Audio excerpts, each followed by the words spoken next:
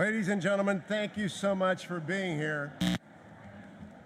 But I promised the governor we would be done by 8:30.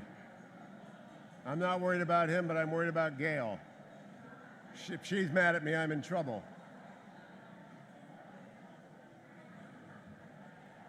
I want to thank each and every one of you for braving the traffic tonight. I know it's sort of a nightmare out there, but on behalf of everyone who helped put this together, thank you for coming. I'm Hugh Hewitt. I'm the president of the Richard Nixon Foundation, and we are so pleased to host a celebration that could actually go on for hours and hours, but we're just going to sandwich it into the time that we have available to us tonight. And because it is a Pete Wilson and Gayle Wilson event, we begin, of course, with the presentation of the colors. Would you please rise and greet the Troy Junior ROTC High School as they present the colors?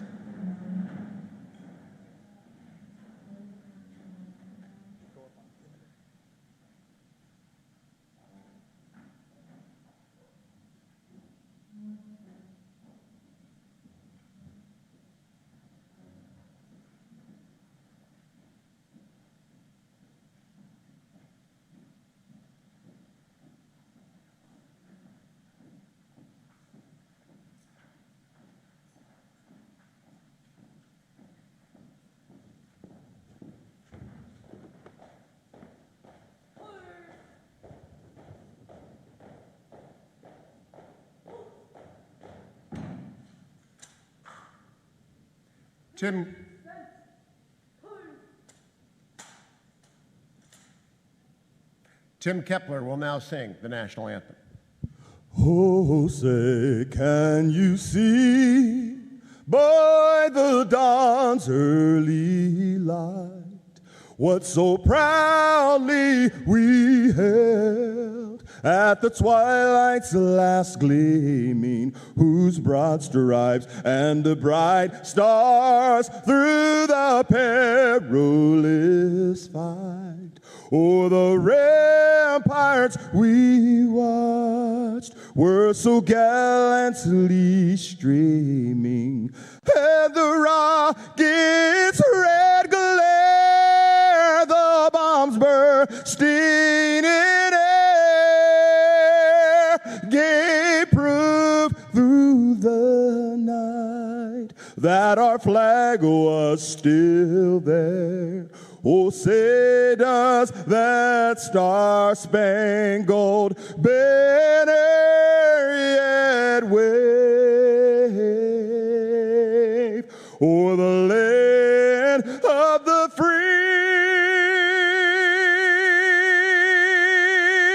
and the home of the brave?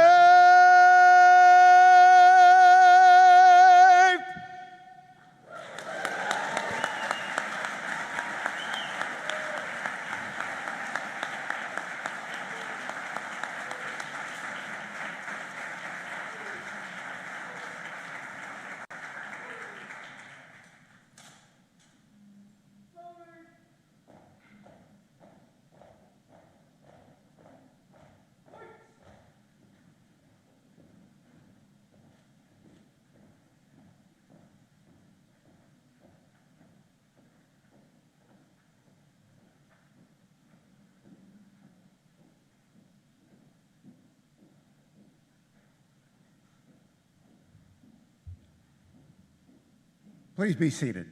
It is a great event that brings us together tonight. We're celebrating 30 years ago, Pete Wilson took over California, and we enjoyed 8 years, but I can't say much about that which followed. But tonight we're celebrating the time that he was there. I'm not doing introductions tonight, except for the senior man in the area, which is General Mel Spees and his bride, Philomena, up here at the right. Thank you, General, for joining us tonight. Marine honoring Marine. The other Sea Service, Admiral Penniman with you. Thank you, Admiral, for being with us, and Mrs. Penniman as well. We just appreciate having the services with us so much. Would everyone who's a veteran in the audience please stand and accept our acknowledgement and thanks.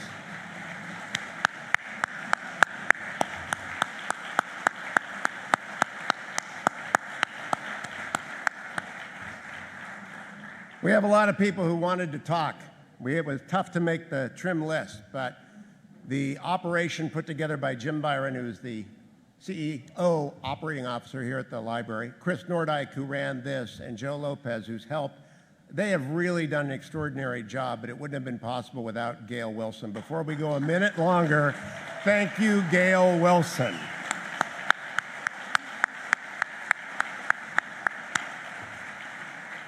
All of us gathered tonight have a debt to the governor. I like to think mine is at least the equal of any of you, because 43 years ago, this very night, and we did not pick the date, it's fortuitous, it was originally going to be in April, then the virus intervened.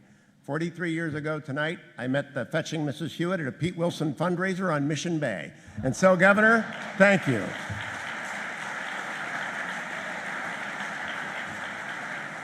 Many of you have served with and have the honor of knowing Pete Wilson. We're going to have a choice few talk to you tonight, beginning with Mark Albrecht. Now, Mark's name is synonymous with service. Service in the space aviation industry, service as the president of Lockheed International Launch, service as President Bush's appointee on the Space Council, a business executive, a public servant, but his reputation, his bones, if you will, in the national security world began when he spent 6 years as the national security aide to then Senator Pete Wilson in the Cold War years of Washington, D.C. Please welcome Mark Albrecht. Mark.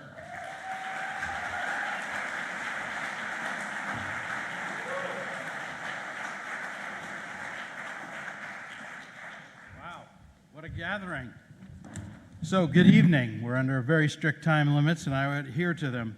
I'm Mark Albrecht, and for 6 years, I had the privilege of supporting Pete Wilson in his work on the Senate Armed Services Committee. It's an honor tonight to share just a brief story of his time there.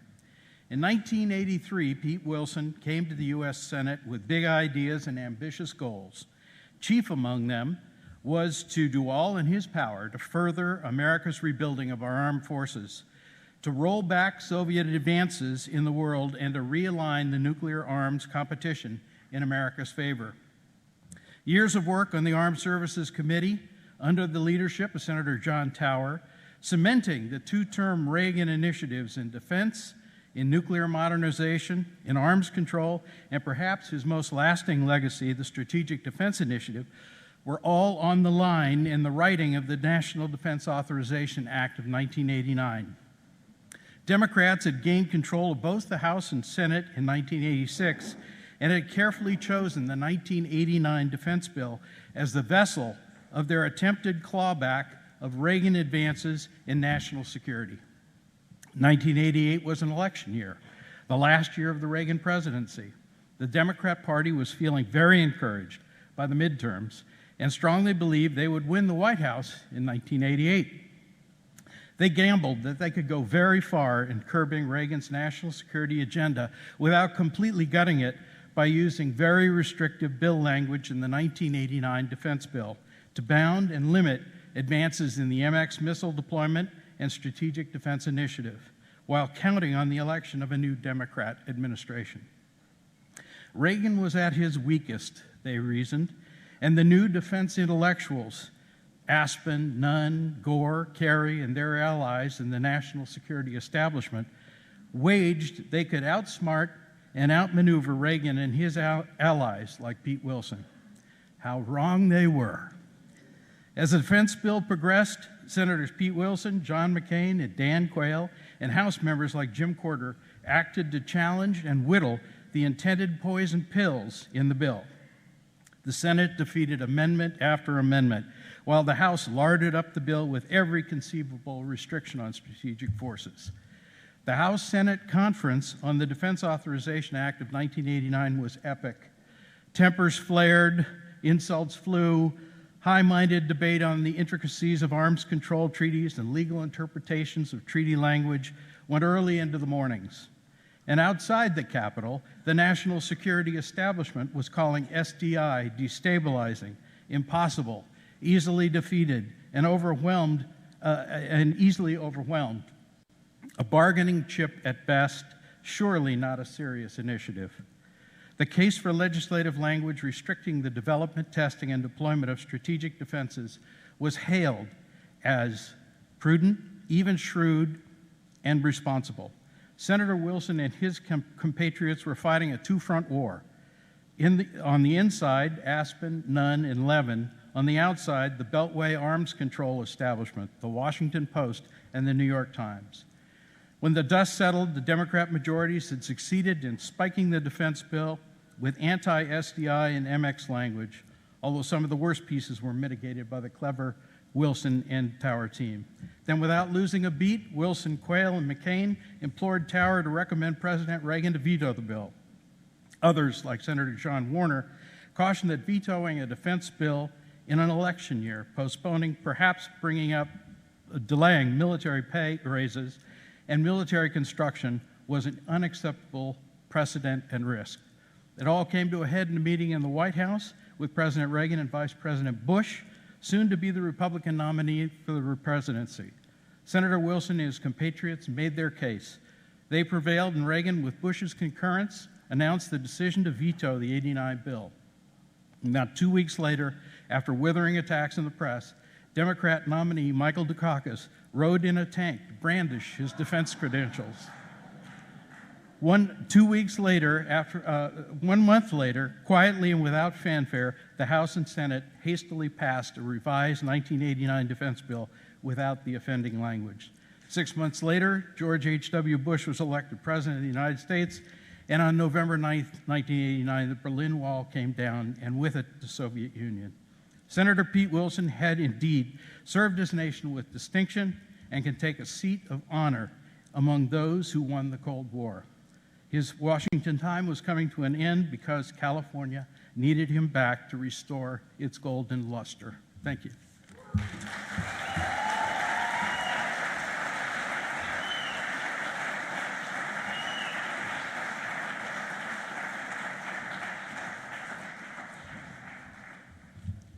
Hi, I'm Dan Kolke. I was Governor Wilson's Legal Affairs Secretary and Consul during his second term. Winston Churchill once observed that courage is the essential quality of human nature, because without that quality, none of the other qualities of human nature can be guaranteed.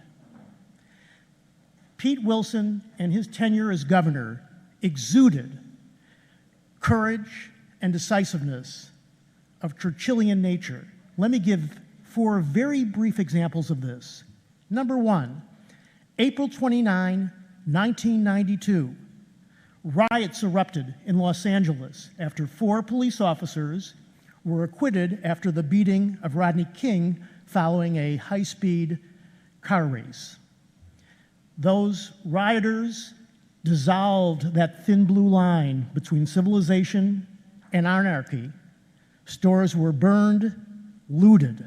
Fires erupted throughout Los Angeles. The next day, Governor Wilson called out the National Guard. But when he discovered that the Guard was not on the streets, a frustrated and angry governor called to find out what happened. Apparently, the National Guard was staying in the armory because they didn't have enough ammunition. Well, this former Marine directed the commanders and said, give every soldier 1 bullet.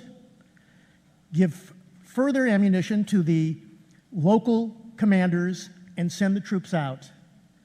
And with that decisiveness, the troops went out, order was restored in LA.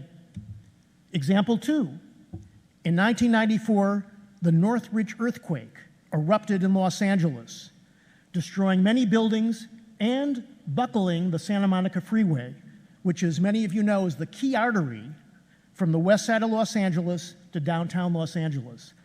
Governor Wilson promptly exercised his emergency powers to lift all restrictive statutes, including bidding requirements, and entered a contract to have that Santa Monica Freeway repaired in 140 days.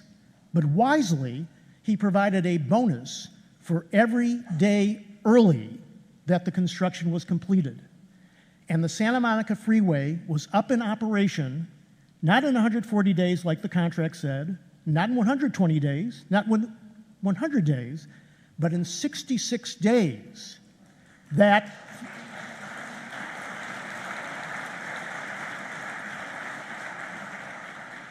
freeway was repaired. And when you compare some other governor's actions, The people of the state in 2014 voted to have more water storage in California, which badly needs it. Not one of those water storage projects has been completed 7 years later. Governor Wilson got what he needed to get done in 66 days. Example 3, near the end of the governor's first term, he learned that UC Berkeley was not admitting students solely on their individual merit.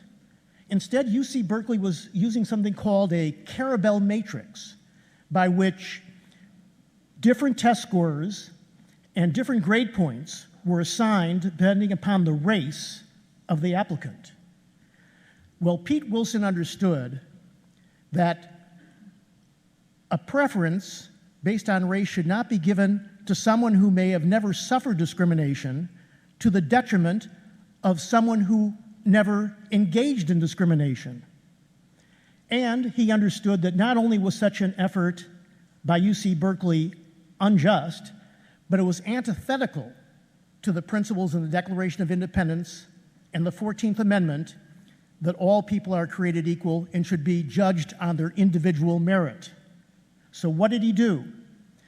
After a throat operation that left his voice at nearly a whisper, he chaired the UC Regents meeting, and in a close vote and under the shadow of protests that were orchestrated by Jesse Jackson, he got the UC Regents to ban preferences based on race or gender in admissions, employment, or contracting.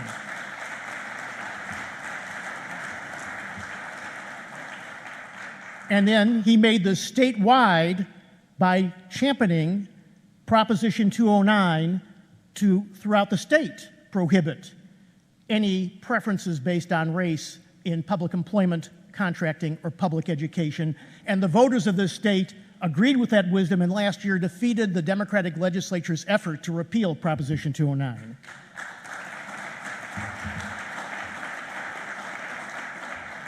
Final quick example.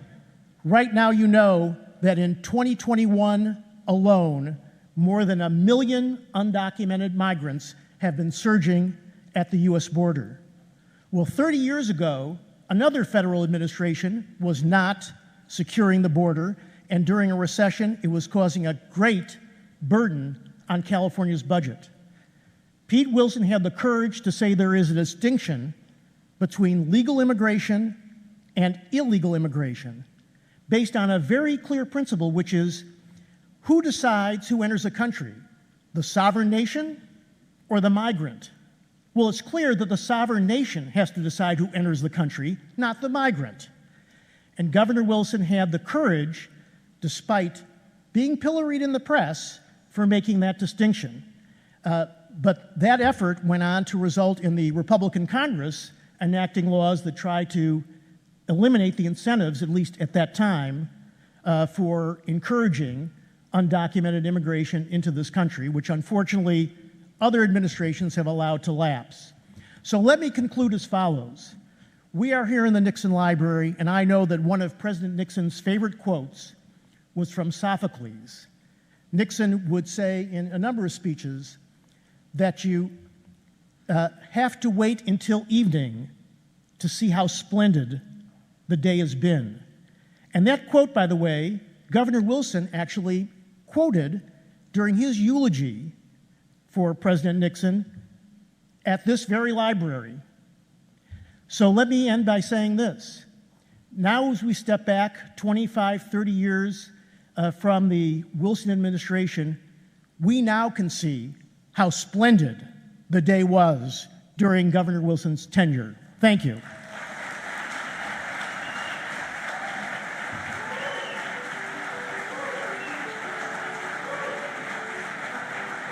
Well, Washington, D.C. is a place where everybody refers to everybody else as my friend. It can be deceptively hard to form real and lasting friendships in a place like Congress. That's why Elaine and I have been so grateful to have Pete and Gayle Wilson as true friends for many years now. Pete was already in the Senate when I arrived in 1985. I liked him right away. He was a principled leader and effective legislator across a number of subjects. But of course, 8 years here in the upper chamber was just one step on Pete's illustrious career in public service. He helped right California's fiscal ship and stood up for things like public safety. Imagine that. So my friend, I'm sorry I couldn't be there to celebrate in person. Congratulations on this occasion and on your remarkable record of accomplishment. I was lucky enough to get to know Pete and Gayle when I was just starting my government service. Pete always welcomed diversity in the party, the government, and our country. He has always been a stalwart champion of the contributions that immigrants have made to this country. He and Gayle took notice of me, mentored me, and encouraged me. I am only one of the multitudes of people that Pete and Gayle have fostered and brought along in all different kinds of positions. A true patriot, Pete has dedicated his life to improving the lives of all Californians and Americans. I also want to give a big shout out to his beloved Gayle and former First Lady of California. Devoted to one another, theirs is a true love story. California and America are blessed to have these two leaders who have devoted their lives to improving the country in which we live. To me, Pete, you always have been and always will be a very promising young man since I'm 3 years older than you. The two of us have shared similar life paths together. We both attended Ivy League schools. We both graduated from public law schools. We both served in the United States Marine Corps before practicing law and then entering public service. But I have to quickly add that you had much greater success as a candidate for public office than I did. You won a total of 10 elections to 4 separate offices: California General Assembly, Mayor of San Diego, U.S. Senator, and finally, Governor of the Golden State. Meanwhile, I lost the only time my name was ever on a ballot, when Texas voters chose someone else as their Attorney General in 1978, which was a good thing for me in the long run because it made possible my public service in Washington. And so I salute the milestone you are celebrating today, Pete, your illustrious career in politics and public service, and particularly our long and enduring friendship. When you were in Sacramento, Pete, it was truly the golden age of California, because you always had the courage to do what you believed was right. Which reminds me of one of my favorite stories. When you were in the Senate and just recuperating from an emergency appendectomy at Bethesda, the phone rang at midnight. It was the Commander-in-Chief, Ronald Reagan, and he said, "Pete, I need your vote," to pass his balanced budget. And without thinking twice, you said, "Sir, I'm ready to roll." And roll you did, still in your PJs, attached to an IV, from gurney to ambulance to wheelchair, and onto the Senate floor, where you received a standing ovation from everyone. And you said, "Mr. President, what's the question?" Oh, Pete, you may have lost your appendix, but not your sense of humor. Pete, you truly deserve this evening's award. Champion of the American Dream.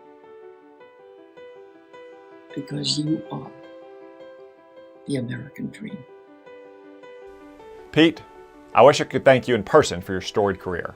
For decades, you fought to keep California a place where Americans can still pursue the American dream. As a Marine, you know that you only take fire when you're over the target. And over the years, you've certainly got a lot of incoming. But when things get tough, no one fights harder than a Marine. Pete, you're a champion of the conservative movement, and you've made our nation and your state proud.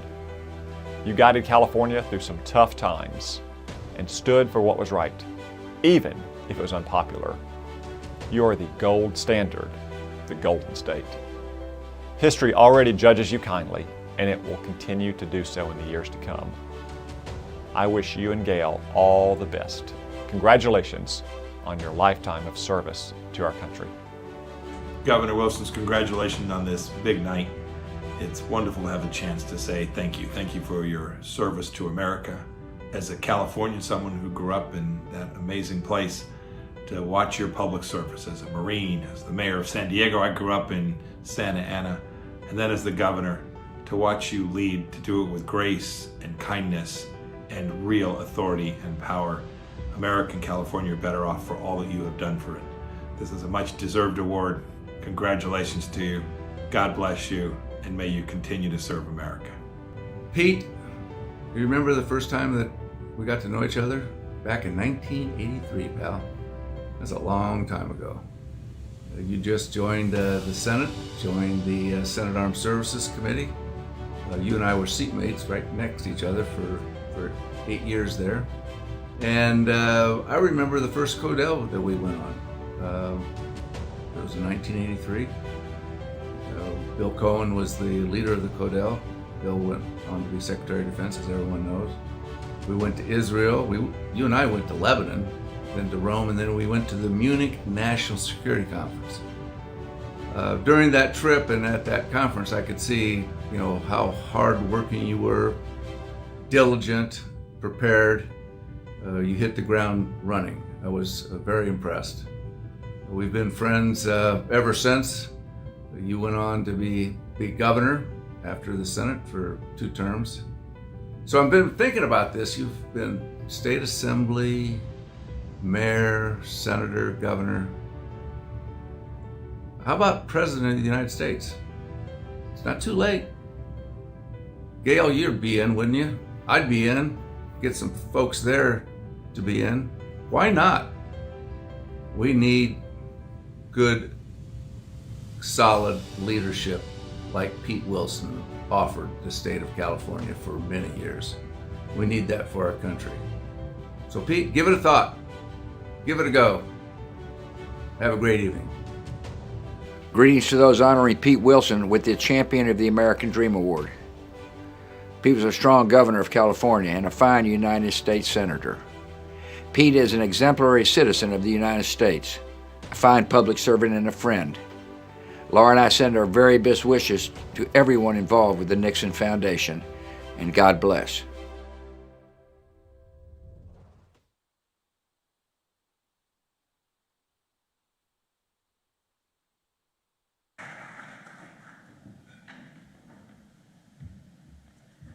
Good evening.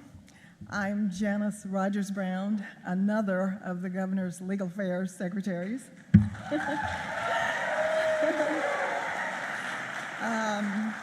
It is interesting to think that the Golden State really did have a golden age, or maybe it was a golden hour.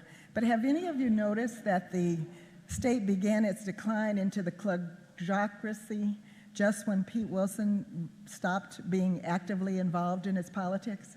I'm just saying.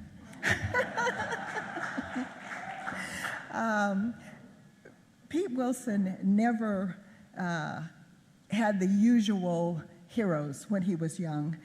He wasn't into the Marvel universe. He was absorbed by the biographies written by the survivors of brutal battles in World War II. Marines who fought in the Pacific in places like Guadalcanal, Peleliu, and Iwo Jima. And his commitment to the warrior virtues, courage, discipline, self-sacrifice, protective of the vulnerable, has never flagged. He said himself, "To lead is to choose," and I quickly came to understand that he rarely chose the easy way. He would do what was right. I like to think it was a little like being Han Solo's sidekick in a Star Wars saga. You just knew that when Pete walked into the bar in some alien outpost, he was going to tap the meanest, most lethal creature in the place on the shoulders and probably say something that would upset him. His handling of the clemency application from Robert Alton Harris is a case in point. No capital case had been carried out in California for a quarter of a century. The governor granted Harris's request for a clemency hearing because Harris presented a new basis for clemency. He claimed he suffered from fetal alcohol syndrome as a result of his mother's heavy consumption of alcohol. It was a claim that was certain to capture the governor's attention, and it did, because child abuse through the umbilical cord had been a longstanding concern of his as a senator. And so he said it deserved careful consideration, and he gave it that careful consideration. I very much wanted him to do a postcard denial so there would be nothing that people could take issue with. He begged to differ with me. He did not take my advice.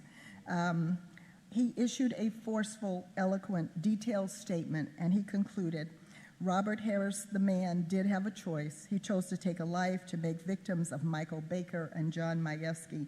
The decision of the jury was correct. The evidence of Robert Harris's own victimization does not alter his responsibility for his acts. As great as is my compassion for Robert Harris, the child, I cannot excuse or forgive the choice made by Robert Harris, the man. Governor Wilson chose to explain his reasoning.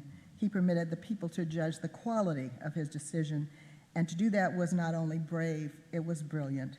And as usual, he was right. And just as he chose to side with ordinary citizens in permitting the death penalty to be carried out, he did the same when it came to taking dangerous criminals off the street. In 1993, the field poll confirmed the rising crime rate was the public's #1 concern. California's indeterminate sentencing scheme, coupled with generous good time credit reductions, was putting violent felons, rapists, robbers, and child molesters back on the streets after ridiculously short stays in prison. The murders of Kimber Reynolds and Polly Klaas by parolees with lengthy criminal histories catalyzed public concern about criminal recidivism. Even Three Strikes' harshest critics had to concede that it worked. It did exactly what it was supposed to do. It incapacitated habitual offenders. The crime rate dropped, and deterrence went beyond deterring criminals who already had 1 or 2 convictions. Juveniles professed themselves unwilling to risk a 25-year sentence. And although unintended consequences are usually negative, Justice O'Connor took note of an unexpected but positive consequence of 3 strikes in People v. Ewing. She said more California parolees are now leaving the state than parolees from other jurisdictions are entering California. Indeed, some of the plea colloquies of habitual offenders desiring to leave Pete Wilson's California would have been great material for a Saturday Night Live skit. These days, opponents of 3 strikes have managed to put many of its most effective provisions to rest, and specious arguments have been presented to an electorate that hardly remembers the bad old days.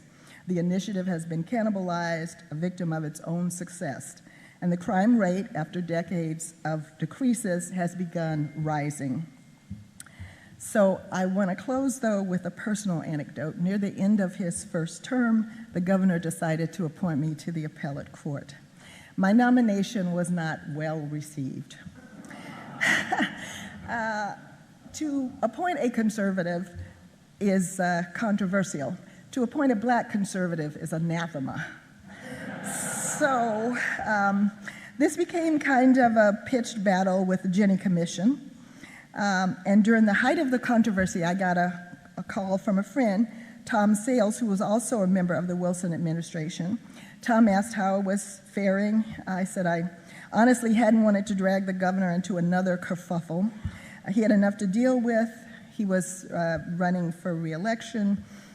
He had had a first term in which he was visited by more plagues than Egypt when God was trying to free the Israelites. and he had a lot going on. I said, but you know, the governor has been staunch and unwavering in his support. In fact, the more resistance he faces, the tougher he gets. And Tom laughed. He said, you know, that is one of the things I really love about Pete Wilson. When he thinks he's right, he won't give an inch.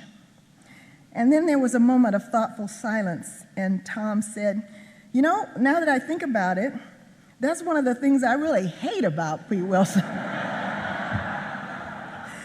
We both laughed.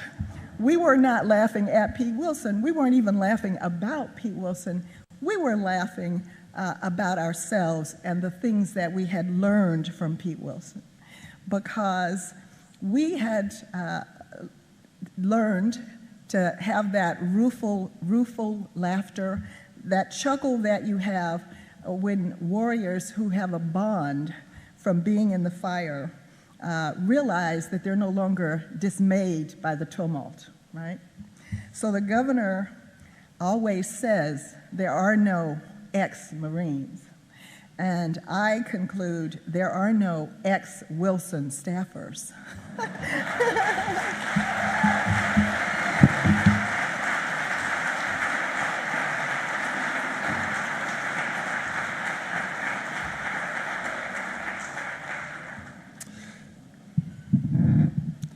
Hello, my name is Sean Walsh, and I served as Governor Wilson's press secretary and then deputy chief of staff, and then have been with him at 3 law firms since, now at the Brown George Ross law firm, also part of the Wilson family. Eric George is our named partner and the son of our chief Supreme Court Justice Ronald George. So the family does exist, and it continues on to this day. I want to take a step back for a second and talk a little bit about Pete Wilson and who he is. He's a man who grew up in the Midwest. His father was a newspaper man. And his father used to talk to him at the dinner table, kind of old-fashioned, but taught him values. Told him, get your facts straight before you go out and say something, and make sure you know the history of what you're about to do, because that's important with regards to how you're going to conduct yourself for the rest of your life. And I think that the way his dad raised him, sending him to Yale, and the governor getting into Yale, but on an ROTC scholarship where he eventually became a Marine, worked in the summer times as a card-carrying union member in construction jobs, and learn the value of not just an Ivy League education, but what it takes to actually have that value and that education through hard work. And I think that that upbringing then brought him forward to who he is and what he is. I've now, since we've been out of office, dozens, if not hundreds of candidates come by and seek his advice and his support. And he always tells these candidates before he sits down, what are your core beliefs? It doesn't matter if they're not exactly aligned with mine or even the state's, but if you have core beliefs, you can convince the public that you know what you're doing, and at least you want to take the state or that position somewhere. And number two, what do you want to do with the office? And it's surprising how many people in elected office or seeking elected office can't actually answer those two basic fundamental questions before they go in with the governor. And I think it says an awful lot about Pete Wilson, because he knew who he was and he knew what he wanted to do in every elected office that he had, and particularly when he served as governor of California. Now, when the governor first started in office, things were looking pretty rosy. The economy was relatively good during the election cycle, but almost overnight, the U.S. economy collapsed and the California economy collapsed even more significantly. In that collapse, in the span of 4 to 6 months, the state lost a third of its general fund budget. To put that in context, $14 billion vaporized almost overnight, and the governor had to close that budget gap by cutting almost every program in the state, with the exception of education, and even though he still was vilified by the teachers union for not increasing the funding at that time period. But not only did he cut budgets, but he decided, the old line, never let a good crisis go to waste. He used that opportunity to fundamentally reform the state's budget process, and he used that to reform a whole host of other public policy programs, and even to this day, the effects are still there. With regards to rebuilding the economy, it wasn't just enough to cut your way out of it, but you had to bring the economy back. He brought Peter Uberoff in, did the Uberoff Commission, recommendations were made. They established red teams where we got state we had state elected officials at the legislative level, at the local level. We had our cabinet secretaries going out, meeting with utilities at the municipal level as well as the state level, and we did everything we could to put together a package that would A, keep businesses from leaving the state, and B, help them expand to the state.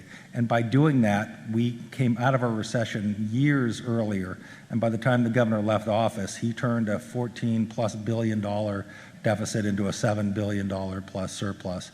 And that was all through grit and determination, and it was also in a legislature that was dominated by Democrats in both houses.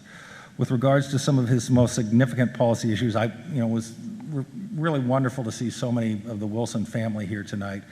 Jim Strzok, who Pete Wilson founded, even during these tough recession times, the California Environmental Protection Agency. Kim Bell-Shea, who made significant improvements to our healthcare system with regards to different types of insurance to make sure that we competitively put insurance out, and it didn't necessarily fall on the government to fund that, but the private sector played a role. With regards to welfare reform, the governor had time limits, and he said you have to go out and get a job. It's a shared responsibility. The state is not solely responsible for you, and I'll share you a little vignette with that in just a moment. And then with regards to public safety, Pete Wilson knew what he wanted to do in public safety. He hosted a crime summit down in Los Angeles, and he called Willie Brown and the legislature into session in Los Angeles, and Colleen Campbell was there, and he put a face to what crime really meant in the state. He not only had legislators participate in the crime summit, he had law enforcement and public policy people, and he actually put crime victims on the stage. And for years, the Democrats would put their most liberal members on the Public Safety Committee and kill off important crime legislation because they were basically immune. Never got to the legislative floor. The Democrats and others who didn't want to be tougher on crime could take a pass because the legislation never got there. And so when Pete Wilson did that, and when you saw crime victims and they told their stories with literally dozens of TV cameras there, Willie Brown on the second day of the summit went out, had a news conference before he left, and said, "I'm advised my members to get off of this train track, you're going to get run over." So Pete Wilson used moxie, he used the bully pulpit, he used the laws, he used the legislature to achieve what he wanted to achieve, and he got real, meaningful crime reform. And crime reform, when you were a criminal in the Wilson administration, you knew that it meant something. If you committed a crime, if you hurt someone, there were real consequences. It's not like you could walk into a convenience store and steal $980 and get a parking ticket and go back and do the same thing again. Criminals respected and criminals feared the consequences that would happen due to their acts. And it's a far cry from, unfortunately, what I think we're seeing in the state today. Realignment, big word, but basically Pete Wilson said government best serves the people when it's closest to the people. So as part of the budget reform process, he realigned state government, took state dollars, brought it down to the county and the local level and said, if you're doing social services in Modoc County, it may be a lot different than Los Angeles County, and he let the locals decide what was in their best interest. Seems like a pretty simple concept, but it was revolutionary at the time. With regards to pension reform, we all hear about the hundreds of billions of dollars that the state is in shortfall with the pensions. People don't realize this, and unfortunately the media doesn't cover this, but Pete Wilson actually solved the pension problem. During the budget crisis, he changed our pension system to a two-tiered system, and if we would have stayed to that system when Gray Davis was under recall and reversed it, we probably would be in a stable pension system today. So a tragedy that has hundreds of billions of dollars in consequences. So it matters who your governor is. A couple other quick policy notes. It's when you've got 8 years and 4 minutes to talk about all the policy goals and objectives. I remind you, Pete Wilson was the first governor to open up a state university system since the 1960s, UC Merced. Kim Bell-Shea talked Pete Wilson into, with not a lot of stress, to ban smoking in public spaces and restaurants and outdoor areas. We're all a lot happier and healthier and safer because of that. When Caltrans came and said, we've got deficiency in bridges, Pete Wilson ordered a study. They went out, counted up 180 bridges. I think Ben Haddad was running that program at the time. We tagged him for most severe and less. He went to the floor, got a bond passed, and the bridges got fixed within a couple years. It's good fundamental management of government. You had a governor who knew what he was doing. Bob White hired the best and brightest people to run his departments and agencies, and things got done in a very efficient manner. It made it look easy, but it was anything but. And then lastly, education reform. Pete Wilson had epic battles with the public employee unions, teachers, particularly with regards to education reforms. He believes that people have a fundamental right to have a job and a good job to support their families. They have a fundamental right to be safe in their own homes and their own communities. And one of the biggest civil rights issues in America today is the inequity in our education system, where kids don't get a fair shot at the starting line because too many schools fail them. So he went head-to-head and toe-to-toe over 7-8 years, where he put statewide curriculum standards into place, he reduced class sizes, he replaced social promotion with testing and early remedial education. And the testing wasn't intended to punish teachers. It was basically designed to say, if one teacher in one school is doing demonstrably better than 2 other teachers there, let's learn from what that one teacher is doing right, because it's the same kids. And so he was willing to take the fight in. He was willing to have people spend, teachers' unions, millions of dollars against him, but he did what he thought was right, and he always fought the good fight. So 2 little vignettes. It's easy to talk about public policy issues in the abstract. I bring 2 things. One, when Pete Wilson was governor, and there was a lot of issues about the 3 strikes law, a judge was holding a court hearing, and there was a gentleman in his court. And in the judicial transcripts, the man said, you know, I was robbing this liquor store, and I had a gun with me, and I was debating whether to pull that gun out and shoot the man behind the counter. And he said, all of a sudden, this little white face popped up, and it was Pete Wilson. And it was Pete Wilson's face, and he said, if you do that, you're going to jail for the rest of your life. And he said, I didn't want to do that, and so he didn't. And so this is one example, but here's a man who was probably a clerk in a drugstore, alive today, and probably has grandkids because Pete Wilson did what was necessary to do to reform our criminal justice lenient laws. And then the second and last was my kids went to a parochial school. They were working at a home that helps people that are homeless and trying to get back on their feet, drug and alcohol addicted. And the woman that was working there, I asked her, so what do you think is kind of the most important thing to help your community? And she said, you know, you're going to think this is kind of strange, and I swear I didn't set her up for it. She said, I think the most important thing that's happened in our community was when Pete Wilson stopped paying people to have more kids and forced fathers who actually had those kids to start paying for some of their money.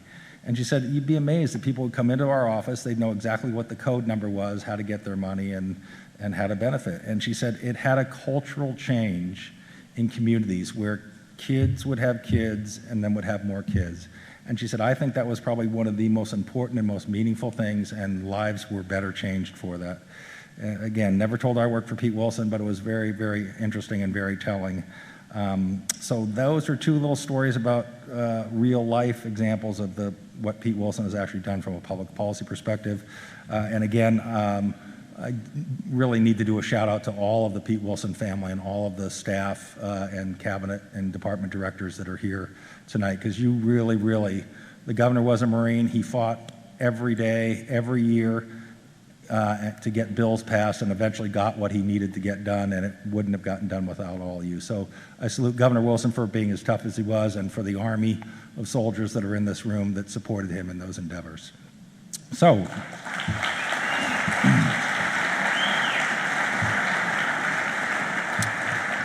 with that, Bob Dole was unable to travel out tonight in person to speak on the governor's behalf, but he did send a letter, and I'd like to read that for you.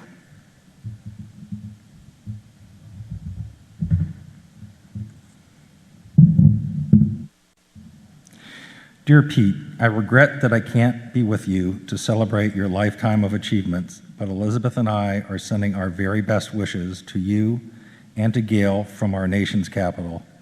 You've accomplished so much during your stellar career that it's difficult to choose your most impressive highlight. As far as I'm concerned, they've all been highlights.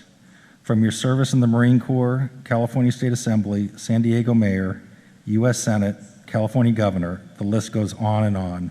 Pete, you've done it all. Not only have you been a true leader in the Republican Party over many decades, but you've managed to do it all with strength of character, wisdom, and a selfless commitment to improving the lives of Americans. Public service is a calling, and you've made us all proud by proving that public service is also an honorable endeavor. It's never a perfectly smooth journey, but I'm certain that your legacy is as far-reaching and a positive one. Simply put, we need more Pete Wilsons in today's world. I admire all you've done, and I've always been pleased to call you a true friend. Thanks, Pete, and I hope you enjoy your celebration. You've more than earned it. God bless, Bob Dole.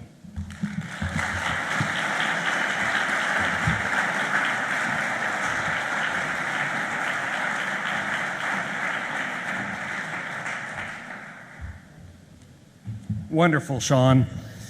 My name is Ted Wegland, and I have the pleasure of sharing with you the story about Pete Wilson's leadership of one of the great museums in the United States. It began in 1999 when the Congressional Medal of Honor Society, an organization that's comprised exclusively of Medal of Honor recipients, bestowed on Pete its highest honor, their National Patriots Award. It was at that event that Pete met the late, great author of Band of Brothers and founder of the National D-Day Museum in New Orleans, Steve Ambrose. And thus began Pete's now 20-year journey with this great museum. Ambrose and museum founder Nick Mueller knew that Pete possessed the uncommon leadership abilities to help transform the National D-Day Museum at the time into a museum that would tell the entire story of America's broader experience in the war that changed the world, why it was fought, how it was won, and what it means today, so that all generations will understand the price of freedom and be inspired by what they learned. And of course, wasting no time getting to work, Pete helped the museum leadership draft the museum's new mission statement, craft its new strategic master plan, and expand its board of trustees to one of national reach and scope. Pete was elected chairman of the Board of Trustees in 2006, shortly after Hurricane Katrina devastated New Orleans, threatening the very future of the museum. Drawing on his leadership skills and experience successfully managing and dealing with many of California's natural disasters, and with a unique passion and determination that is only Pete's, he helped steel the resolve of the Board of Trustees to push forward even in the face of post-Katrina challenges. And so the museum pushed forward. After chairing the board, the museum needed someone to lead its $400 million capital campaign so it could realize its promise as one of America's great educational institutions. Pete took on this challenge too, chairing the campaign, putting in untold hours and traveling countless miles across the United States, raising funds to build today's awe-inspiring campus. But there's one trip that stands out above all others for the indelible impact it has had on the life and the growth of this great museum. In 2010, the museum was small, but it was an unqualified success. It had survived Katrina, had been designated by the United States Congress as the National World War II Museum of the United States, and its plans to transform it into a world-class destination were clearly defined, they were bold, and they were ready to execute. The museum clearly was reaching its tipping point, ready to take its great leap forward. And that leap was to begin with an expected $20 million grant from the federal government to help build its signature building, the U.S. Freedom Pavilion. But Congress was balking. The appropriation was at risk. Politically, the timing just wasn't right. So hearing this, Pete Wilson gets on a plane at LAX and he flies to his old stomping ground, Washington, D.C., to meet with his old friend and former colleague, Senator Daniel Inouye, World War II veteran, Medal of Honor recipient, and chairman of the Senate Appropriations Committee. And during that meeting, Senator Inouye was non-committal. It was true, in fact, that the timing was not right for that large appropriation, even for this great cause. But Pete had a different take on timing. Pete knew time was of the essence because time was running out to honor World War II veterans before they were all gone. So at that point, Pete asked his old friend and colleague two simple yet very profound questions. Danny, he asked, if not now, when? And if not you, then who? And the answer to those two questions came back in the form of a $20 million gift from the American taxpayers, followed by a $15 million gift from the Boeing Corporation, which Pete also helped secure, and up rose the U.S. Freedom Pavilion, the Boeing Center.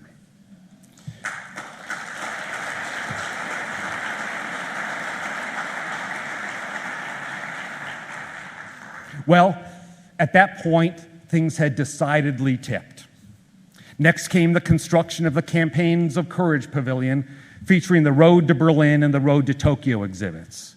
And then the Homefront and Arsenal of Democracy exhibits that together tell the story of America's preparation for the war and the might and the spirit of her people. And then the museum opened its Institute for the Study of War and Democracy, and in 1999 it opens its own hotel and conference center. Now in 2023, the campus will be complete, but I don't think Pete's work is going to be done.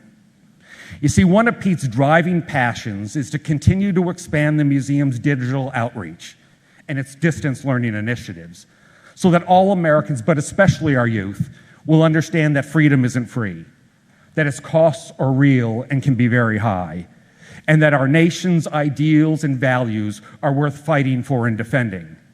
He wants students around our nation to learn the dangers of appeasement and the importance of military preparedness, so that future wars don't need to be fought.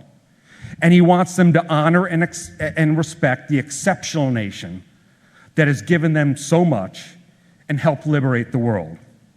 And you know what? I think that's what drives Pete today, teaching the younger generations about the America they are not learning about in our classrooms. And if students can't travel to New Orleans, Louisiana to be inspired by this great museum and its important message, well, Pete will work to bring the museum to them, digitally, to students and others in all 50 states of this great nation. Finally, I want to share with you something about a flagstaff that resides at the center of this beautiful 6-acre campus.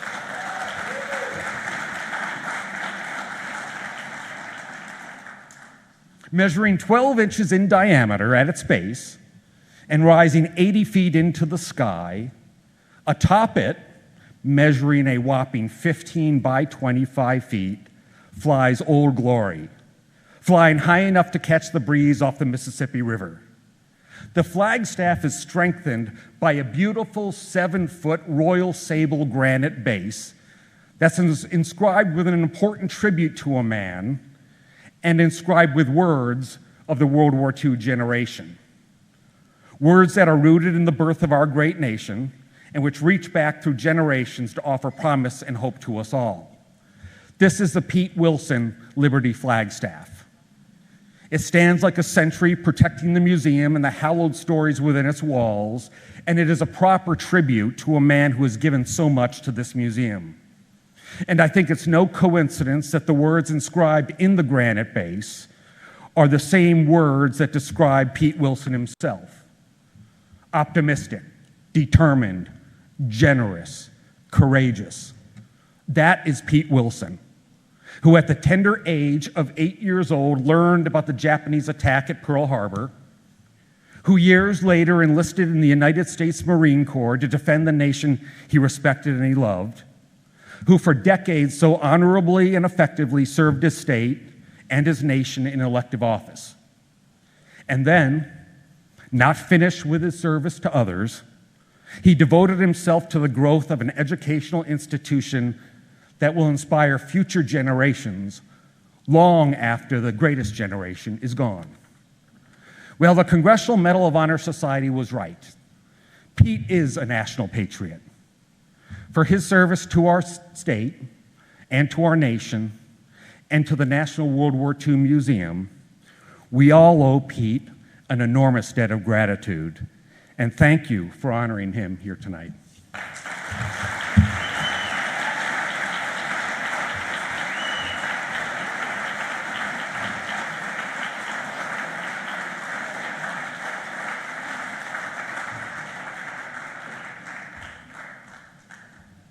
Well, I've been to the museum, and it's terrific. And if you haven't been to New Orleans to see the museum, it's great. The other thing is you don't need a lanyard. You don't need an escort. All you have to do is tell people you're a friend of Pete Wilson, You get backstage, you get inside the velvet ropes. It's a wonderful place. But being asked to participate tonight is a huge honor for Loma and me. To be here with Gayle and Pete, thank you. Thank you, Hugh, for inviting us. I'm not going to recount Hugh's bio tonight. I'd like to recount it because it's the best political bio of a Western politician since the one that was given for Ransom Stoddard, Jimmy Stewart's character in The Man Who Shot Liberty Valance. The difference is in Pete's case, unlike the fictional Stoddard, it's actually true, all of it. And so instead, I'd like to talk just for a few moments about Pete and Gayle and myself. Now, I'm modest enough to know that the references to myself tonight could be references to any of you. And just as I consider Pete my friend, my mentor, my counselor, my governor, my senator, I know that everybody here feels the exact same way about Governor Wilson. And that's part of Pete's genius. Pete has all of us believing that there's a special bond between him. It's Pete's gift to all of us. And Gayle's his accomplice with her phone calls and her emails, and she's part of the magic of being feeling as if you're part of the Pete Wilson family. Now, I've known Pete and Gayle for 40 years. I met him at a California Republican Party convention. I was chairman of the California Teenage Republicans statewide office. There were about 35 of us. I got to know Pete very well a summer or two later in the summer of 1984. And I was an intern at the Republican National Committee. I wasn't an intern for Pete. Pete had offered me an internship at his office, but the RNC was paying $100 a week, and that was $100 a week more than Pete was offering. And so I went to the RNC because that meant I could afford Armando's all-you-could-eat pizza buffet every night. It was about $7, and so I could get through the month on my $400 salary. But my best friend from high school, a guy named Chris Silva, was an intern. He figured that if he had that Senate pass, that he could get into the receptions of the Senate office building and eat well enough to more than compensate for the salary I was making at the RNC. And so the first night that there was an intern event, Chris asked me to come over. And it was a traditional grip and grin event. It was the picture with the senator. So I showed up, and Pete looked at me and said, "I thought you were at the RNC, O'Brien." Now, he knew that because he'd been my big hitter reference to get the job at the RNC. And he goes, "I assume you're here for the food, but you can participate in our intern program anyway." And so the picture we took that evening, you wouldn't recognize me. I was 165 pounds, dark black hair, looked pretty good. Pete looks exactly like he does today. There's been no change. And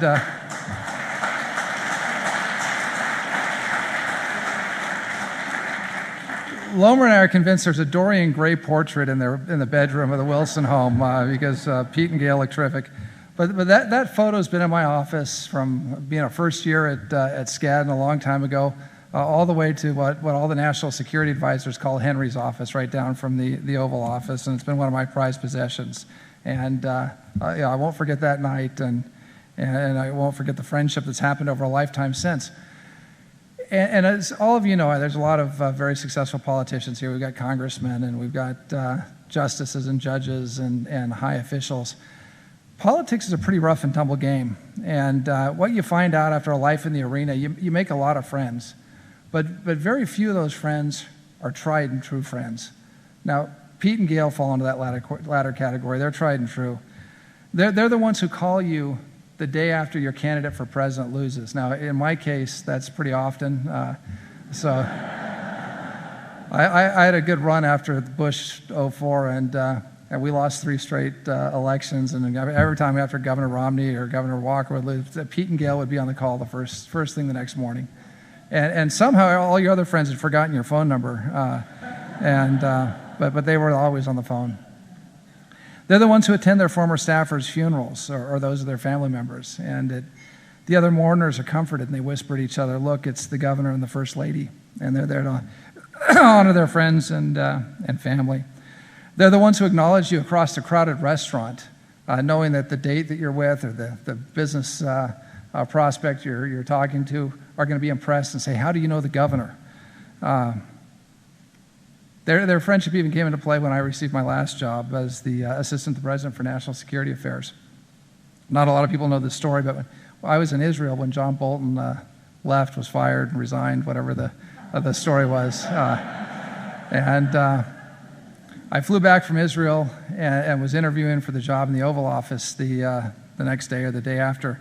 I didn't expect to get the job. I'd been the hostage envoy, and I was on a list of about 10 people. And if you know my career in politics, I'm always the Republican to be named later, like on a list of trades and that sort of thing. So the press would use me as filler, for whatever article they were writing. And so they were speculating about a long list of candidates, and I think I'd interviewed on a Wednesday or Thursday, and it was a Friday. I was missing my wife. I was flying home on the weekends from the State Department. So I got on a plane and flew home. And I thought that was nice. I got to go see the boss, but I'm not going to hear again. So I get a call the next day. I'm in Pasadena, and it's the president's secretary. And she says, "Ambassador, you're from California." I said, "Yeah." And she goes, "Are you out there now?" And I said, "Yeah, I am." She goes, "Well, do you know Pete Wilson?" And I said, "Yeah, I know Pete Wilson." She goes, "Well, he said some very nice things about the president lately, and the president wants to meet him." I said, "Oh, that's great." She said, "He's going to be at a fundraiser at Jeff Palmer's house in Beverly Hills on Tuesday. Can you get Pete Wilson there?" And I said, "Absolutely, I can get Pete there." Now, I'm not entirely stupid. I hadn't called Pete or Gayle yet, but I got off the phone. I thought, I hope they're in town. So I called Pete, and he and Gayle were game. And so we showed up early at Jeff's house, and with another former Wilson intern, my law partner, Stephen Larson. And so we got there. We hung out in the holding area for a while, and then we went up to the holding room with the president. And the president wasn't very interested in me. He was very interested in Pete, and he took pictures with Pete, and they chatted. And he's like, "Pete, you're saying great things about me. You're terrific, Pete. Pete, you did a great job as governor. You should still be governor." And so that was great. And then the president I thought, well, this is not going to hear anything about me. And then the president said, "Do you have a minute?" And so he said, "Let's have a one-on-one meeting." And so we walked next door to Jeff Palmer's bedroom, and the Secret Service went in and cleared the bedroom. And I went in with the president. We started talking. He was kind of looking over me and behind me, and he saw Pete, wandering around in the hallway, kind of waiting, not knowing where to go or what to do. And he goes, "Robert, how well do you know the governor?" And I'm not stupid. I said, "I've known him since I was 18, sir, and I know him very well." He goes, Pete, come here." And so Pete comes in, and so what happened was that in that meeting was subject of, it is still the subject of some dispute. I thought I was offered the job in the meeting, and we were walking down. I was feeling pretty good about it. And I said, "Pete, I think I just got offered the National Security Advisor job." And Pete said, "No, I'm not sure what happened in there."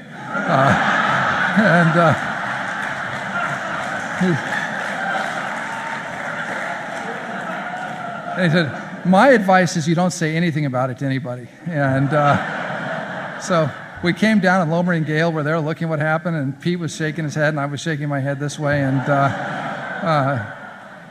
so we were both right. I found out the next morning at 6 a.m. by Twitter, by tweet, that I'd been named the National Security Advisor. But what isn't in dispute is that when the president something the president likes to do, especially when you're there. Yes, Pete, what do you think about O'Brien? And I'm standing right there going, "Hey, I'm right here." But Pete delivered for me. He said, "You're good. He's a good man, and you can trust him." And I was grateful for that. So naturally, after I took office, I set up an advisory board that prior national security advisors have had. My predecessor didn't have one. He didn't need any advice on anything. But I won't say anything more. And Pete was the first person I asked to join that board.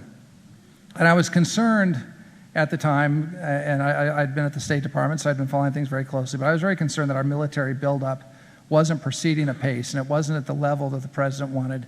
And we were facing an existential threat, and we continue to face an existential threat from China. And we had to get our military buildup moving. And so that was the topic of our initial meeting. And so sitting in a large conference room over at the old executive office building, I asked Pete if he would, and that was the only item on our agenda for our first meeting. I said, "Pete, would you please talk to us about what President Reagan did? And how did he rebuild the military in the 80s? And we've got, at the time, almost 2 years left of the term. What can we do?" And with no notes and his customary eloquence, Pete walked us through the defense buildup, and at the time, as Vice President Quayle had said on the video earlier, I had been on the Senate Armed Services Committee, so he had a front row seat, and he walked us through it. And during the whole time that he spoke, you could have heard a pin drop. And when we got done with the meetings, everyone crowded around Pete. And these are former senior officials and governors and former senators and former members of Congress. And they crowded around Pete to shake his hand and say hello to him and talk to him. And all I could think about watching that was, if Pete's vocal cords hadn't given out, and I've been giving a bunch of speeches lately, and I have a little sympathy for him, if they hadn't given out in 1996, what a different path this country could have had if Pete Wilson had been president of the United States.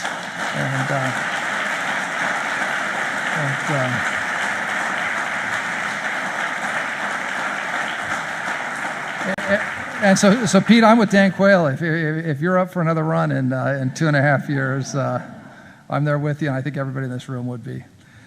So a constant in Washington decor is the brag wall. And even the brand new first-year congressmen, you walk in the office and they've got their pictures of them with the good and great, and they've got certificates and diplomas and mementos from back home. And I've been lucky enough to see some pretty impressive brag walls in Washington at the highest levels. But there's one thing that always stuck with me from all the brag walls I've seen, and that was a plaque that was hanging in the senator's office. And that plaque had a Marine Corps cover on it, a drill sergeant's cover. And for you civilians out there, cover means a hat. So his drill sergeant's hat was on there. It was mounted on it. And below the cover it read, "The Marines are looking for a few good men." And we found one in Senator Pete Wilson. The Marines were right. And I think we all know that. So Semper Fi, Pete. And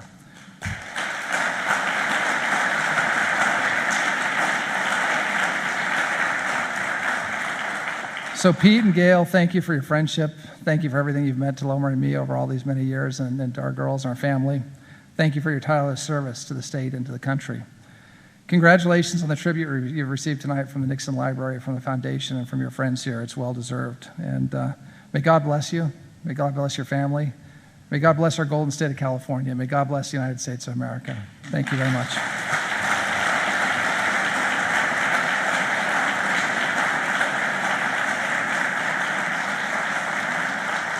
So we're now going to see a video compiled by the Nixon Foundation honoring Governor Wilson and the First Lady. And so we'll turn it over to the Nixon Foundation. Thank you.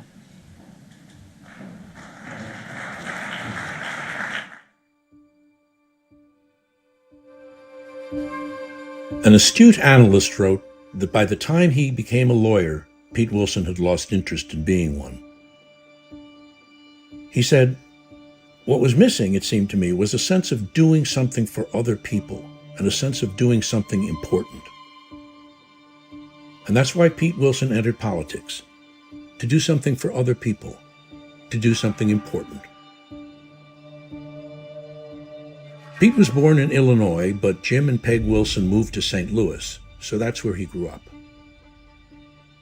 In a recent interview, he said his dad was his greatest influence because he taught me values. He always said, "Never be less than you can be, and whatever you achieve, you have an obligation to give back." In high school, young Pete was a budding scholar and leader. The standout student was an outstanding athlete. His coach said he played football with precision and fight. Those words would describe him for the rest of his life. Pete Wilson, precision and fight. He attended Yale on a Navy ROTC scholarship. In his third year, he opted to join the Marine Corps, and he spent 3 years as an infantry officer and platoon leader. He absorbed the Corps creed: honor, courage, commitment, and he has embodied it through all the years. While he was attending law school at Berkeley's Boalt Hall, he made his debut in politics as an advance man for Richard Nixon's 1962 gubernatorial campaign. That began a lifelong association. The president became a mentor, and the former president became a friend. Pete is a longtime member of the Nixon Foundation's board of directors. The Nixon family asked Pete to eulogize Pat Nixon in 1993. The next year, they asked him to render the same sad service for President Nixon. when we met in 1962. He'd already debated Khrushchev and President Kennedy. He'd already run for president. He'd been a major political figure on the world stage. But still, he had time to talk to and to help an eager young advance man who could offer him little but energy and enthusiasm. Then in the fall of 1965, when I was 32, he honored me by asking me to come to work with him on his potential bid for the presidency in 1968. But he'd heard from Bob Finch and Herb Klein that I was thinking about running for office myself. I told him it was true. And he grinned. He grinned and he said, in that deep, rich voice of his, "Is it a good district? Can you win?" And then he said, "Because if you can, then Pete, you've got to try, or you'll never forgive yourself." I was just another young lawyer trying to find his way in the world, and he was a former vice president preparing a bid for the highest office in the land. And yet, that day, he was as concerned with my future as he was with his own. Pete was practicing law in San Diego when he decided to run for the California State Assembly. He was elected in 1966 and re-elected in 68 and 70. Rising to Republican whip, he was chairman of the Committee on Urban Affairs and Housing.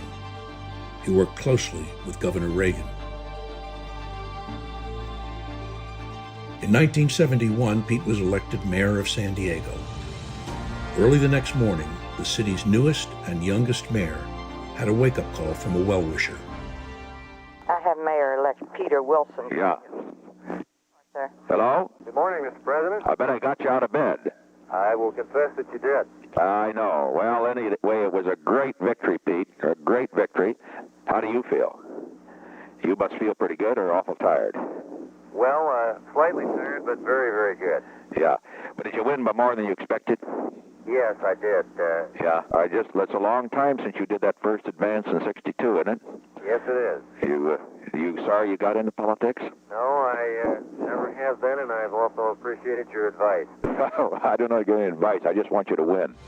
Mayor Wilson inherited a city in bad shape, a big naval port with bigger problems. He fixed its government, managed its growth, turned it into an international trade hub, launched the San Diego Trolley, and transformed a derelict downtown into the Gas Lamp District, a vibrant place where people wanted to visit and live. After 3 terms as mayor, Pete set his sights on the U.S. Senate.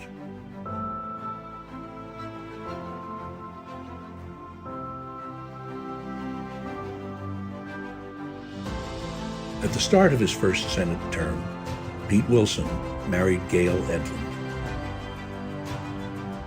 It was the perfect match. They supplemented and complemented each other. He was smart. She had a Phi Beta Kappa key. They were both devoted to doing things for others and doing something important. He liked to sing.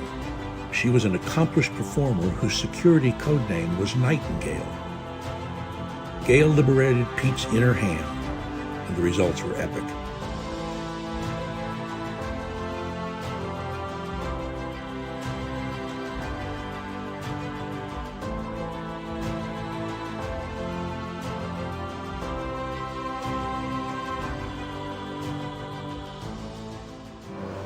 Golden State, go for gold. Nobel's Oscars, vision bold. We've got 4 more. Run up the score. We beat the California Blues. We beat the California.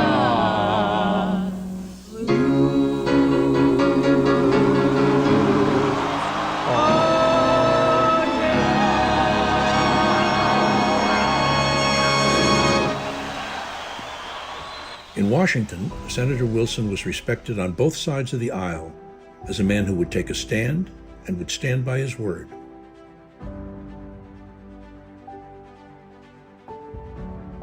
As a member of the Senate Armed Services Committee, he supported President Reagan's defense policies.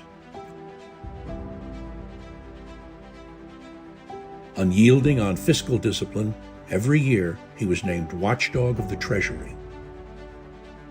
He talked about budgetary discipline, and in 1985 he put his appendix where his mouth was.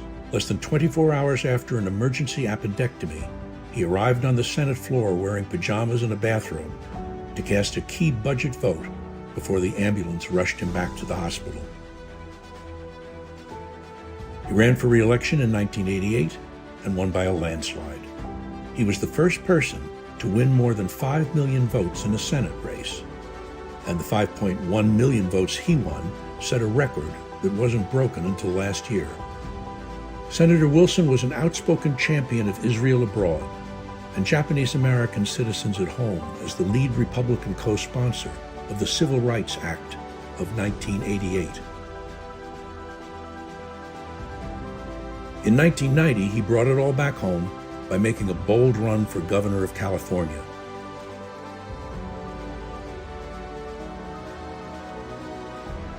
It was a tight, tough race, but Pete pulled it out.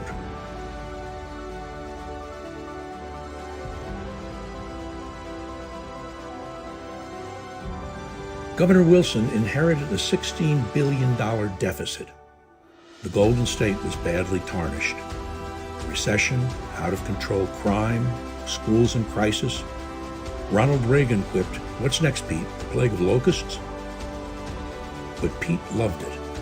At last he was in the perfect job to do something for people and to do important things. He reformed the state's hostile business climate throughout his 2 terms. He led the way on sweeping anti-crime, welfare, and education reforms, positively influencing nearly every aspect of California's society and culture.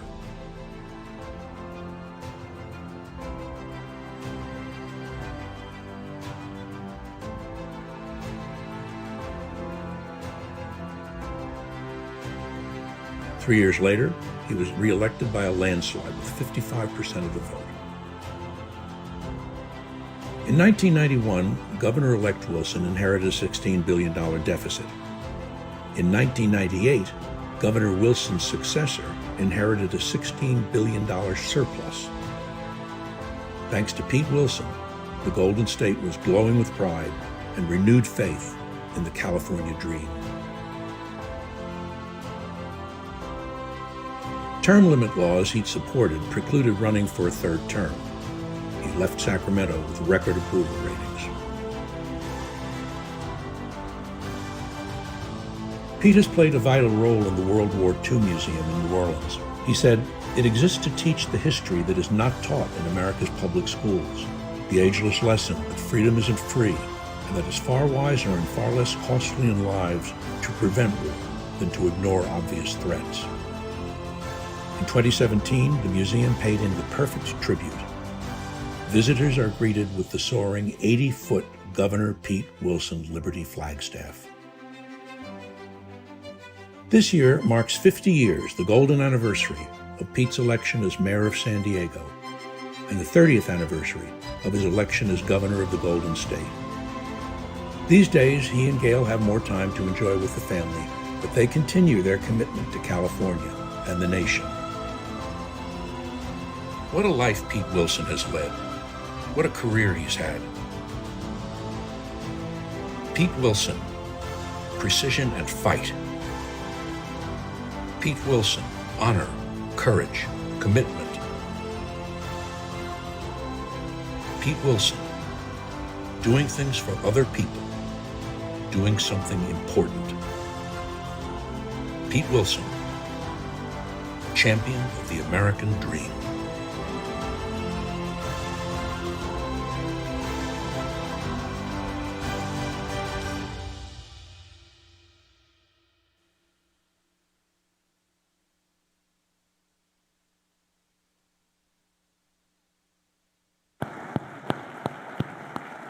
Governor Wilson, will you join me up here and let's thank the governor.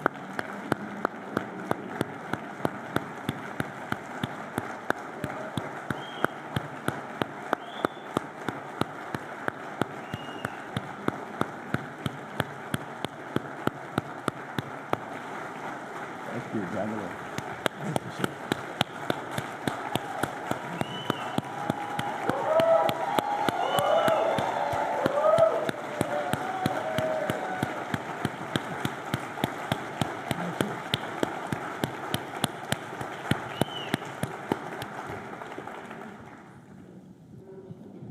You know, Governor, it's an honor to be able to do this, but I'm on your schedule, so I'm going to stay to your schedule. We could have filled 3 rooms with your friends. And George Will said of Justice Scalia, and I'm stealing it from it, you have a talent for friendship, and you have a talent for loyal staff. So I want to ask first, how do you figure out who you hire so that they still come 30 years after you started out in this and they still stand up and applaud for you? What's the secret sauce there? Well, that's a straight line that I cannot resist because I owe an enormous debt of gratitude to someone who was with me for the first 28 years of the 50. And he was a young San Diego State graduate, and he worked for me in a campaign where neither of us were running for anything. But he did such a terrific job that when he tried to go to work for Ryan Aeronautical, who had offered him a job that I couldn't begin to match, I pled with his prospective employer, who was a friend of mine, and he said, okay, all right, I'll let you have him. Well, the guy that he let me have was Bob White.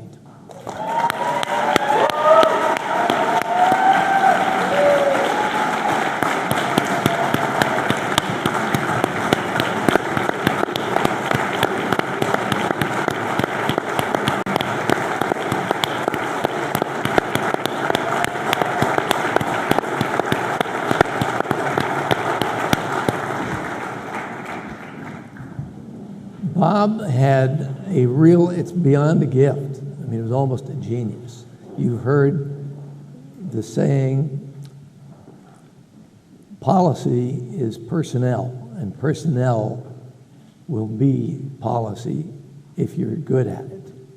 Well, he had this gift. I mean, more than once, I said, God, we really could use someone who is really first class. And I suggested somebody. And he said, well, let's ask him. Let's ask her. And part of it was good luck as well. There are, I think, at least 2 or 3 Flanagan brothers here tonight. Tim Flanagan, when I was elected governor, came to me and he said, listen, I know that you're looking for a legal counsel. And he said, before you make a choice, please interview Janice Rogers Brown. And I said, and who is Janice Rogers Brown? And he said, well, she has just won an enormous lawsuit as a deputy attorney general for the state of California, and we just grabbed her at our firm. But he said, you couldn't do better. And I said, well, I'll talk to her. And I did. And Bob said, what do you think? I said, I don't need to see anybody else. She's the one. And it turned out that that was true in a number of different instances. And I give Bob great credit and deserved credit because I don't think anyone has ever had a more loyal, hardworking, decent staff, as loyal as I could have hoped for and beyond it.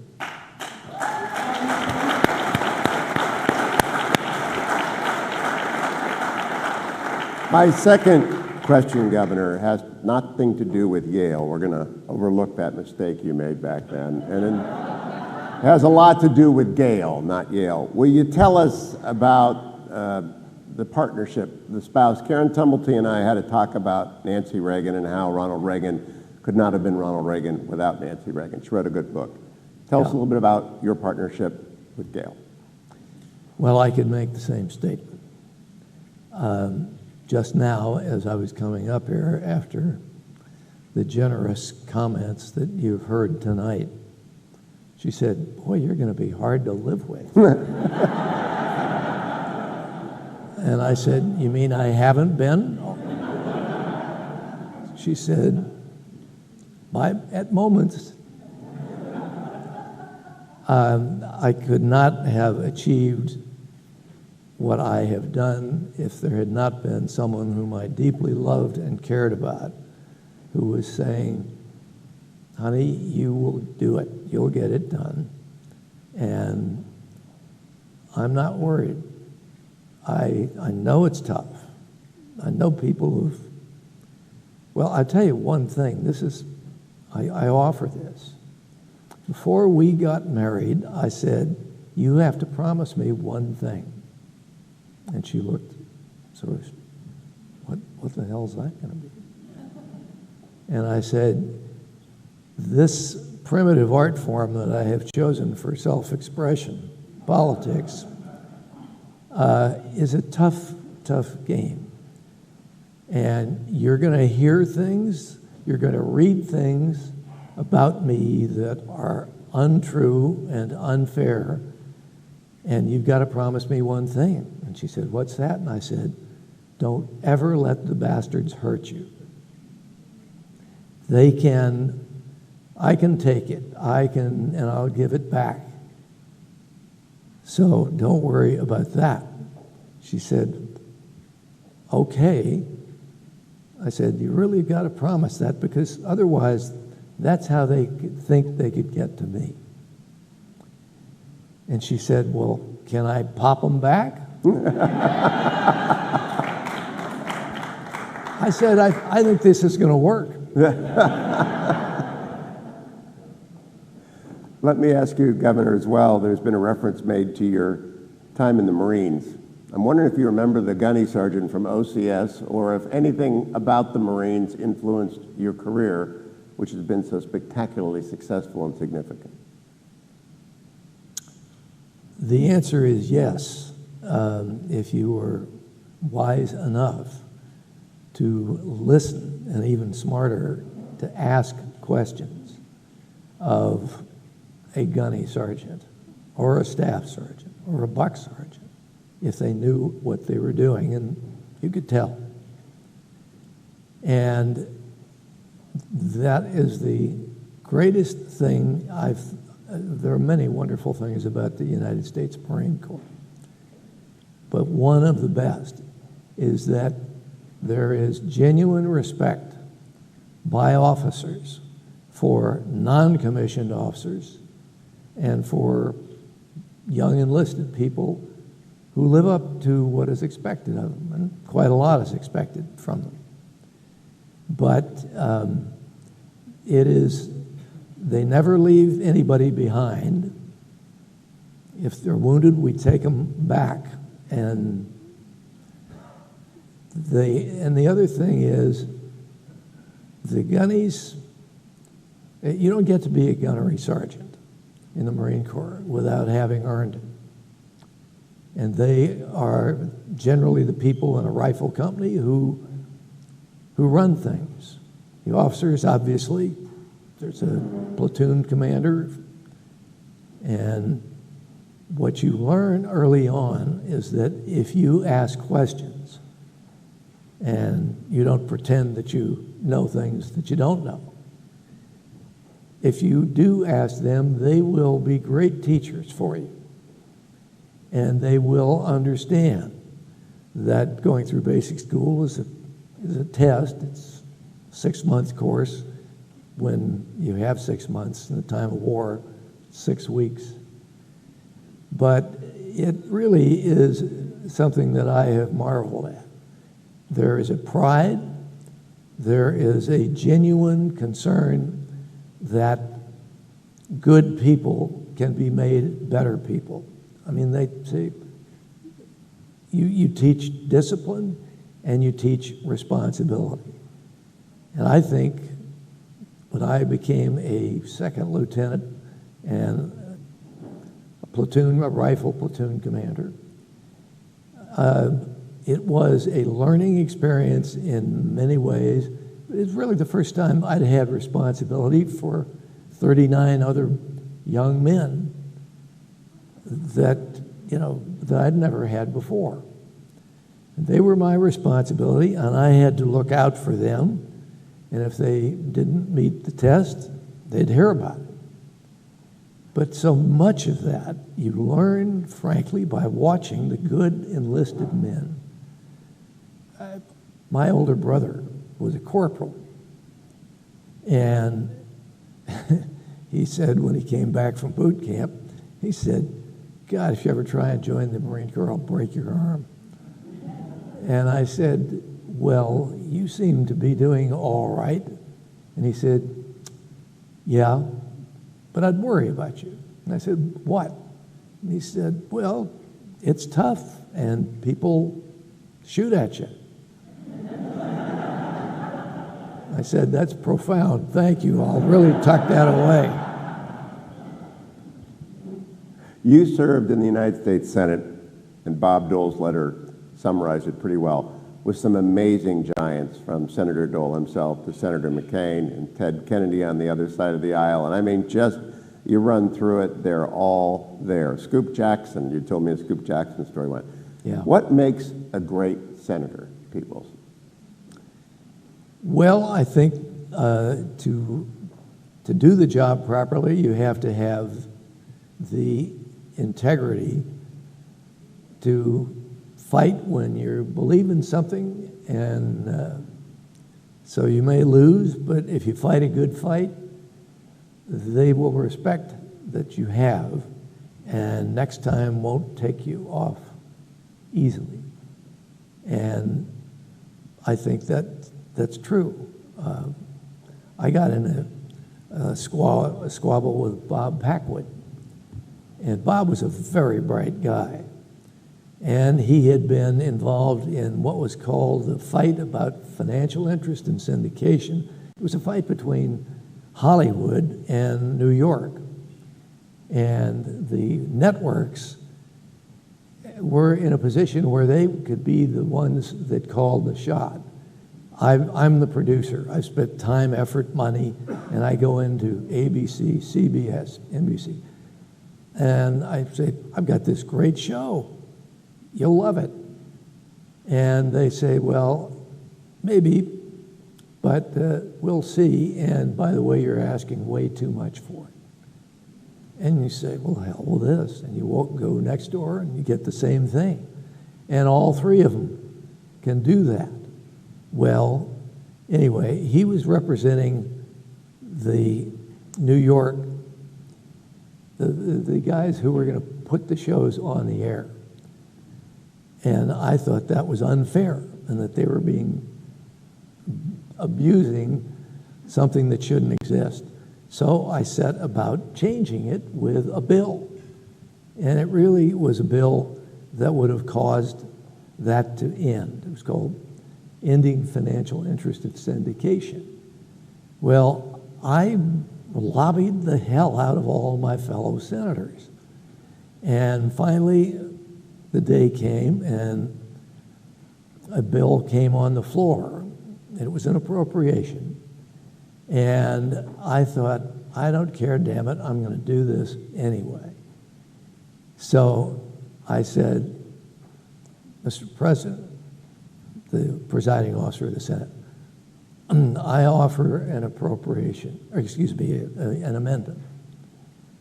And Packwood, who'd been there a long time, stood up and he said, Mr. President, the senator from California is attempting to amend an appropriation, which, as he should know, he cannot do.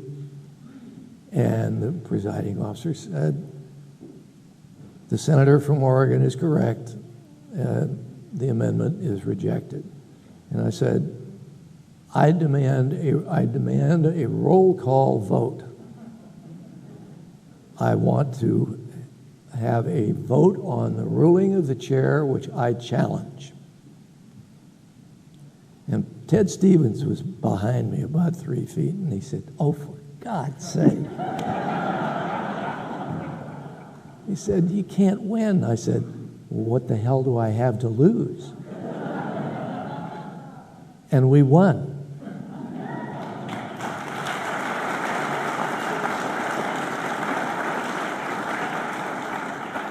For a time, things were strained between Bob and me. He got even a couple of times. But when I was running for re-election, he said, you know, I'd like to help you. If it's going to be of any help to you, I'd be happy to come down and campaign a fundraiser for you. And I said, you bet it would. I'd like that. Thank you. And he did. We never had any fights after that. And I also learned that he was very bright and had very good ideas. And I told him one of the things that he had done that I thought was just terrific. So you learn by getting into fights. Sometimes you lose, sometimes you win. Sometimes you win when you shouldn't have won. So that's how you be a good senator. As governor, you had earthquakes, and you had riots, and you had budget shortfalls, and you had more disasters in 8 years than I think we could count up. So what makes a great governor?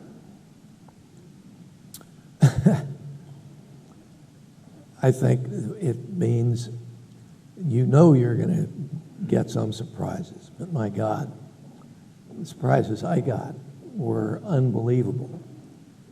But you also know how to do things. I said to my director of finance, I said, the retirements that we are paying are unsustainable. And he said, yeah, I know. And I said, well, God damn it, we're going to just have to change that and cut into it. He said, I've talked to lawyers on both sides, and all of them say you cannot alter the rate of retirement compensation for people who are already employees.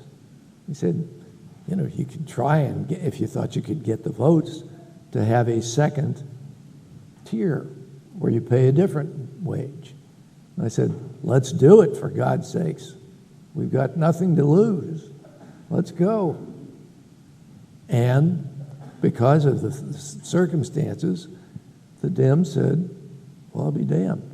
Well, okay, yeah, we'll let the new guys decide whether they want to work for that kind of money. If we had sustained it,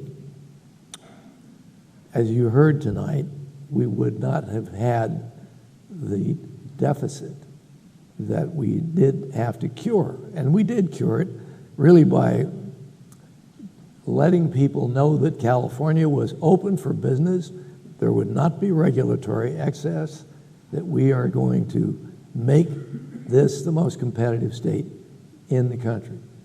And the Democrats, who had been for about 2 years sort of fluffing me off, dismissed the Uberoth report, which made great good sense. And I said, guys, I know what we're going to do. I'm going to take all of us, you, Willie Brown, you, Ken Maddie, you, David Roberti, we're going to take a trip. We're going to visit the major cities of this country, and we're going to say to people after we've given them breakfast or lunch or dinner, we're going to, by God, ask you to come out to California where we can assure you that it's going to be profitable. And that worked, but the second stop was an eye-opener, and it helped. Because this guy at the question and answer period, after we had said how wonderful it was going to be, said, I think I owe you some candor. He said, yeah, I've got an increase in market share. I could use a second plant, and you're telling me that I should bring it to California. He said, I'm sorry, I've got to tell you this. It's the last damn place in the world I would take a second plant because of my nightmare experience with a first. As we were out going to the airport for the next stop, the Democratic floor leader, turned to me after unaccustomed silence. He was silent for about 4 or 5 minutes. He said, "Okay, all right, Governor, I heard that guy. You've got a convert. We do have to make some changes." And I said, "Damn right. You'd have said the same thing in his shoes." He said, "Okay." And we started to do things. We had relief for people who were suffering from regulatory excess. Made a hell of a difference, and they started to see people creating jobs. So, 2 questions left, Governor. It's a sequence. What's the greatest thing about this state? You have been the mayor of the finest city. You've been up in Sacramento for 8 years. You've gone every part of this state in every sort of condition. What's the greatest thing about the Golden State?